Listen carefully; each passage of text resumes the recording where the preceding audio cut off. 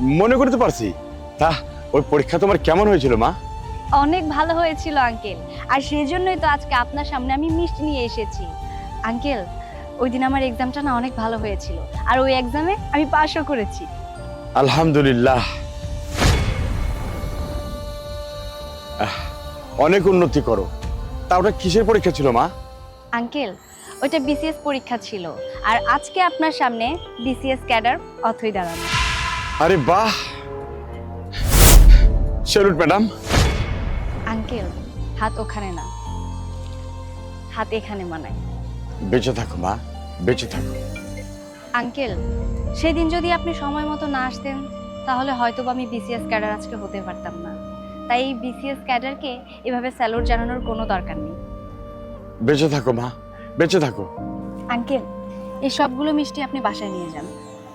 আমি তাহলে আসি।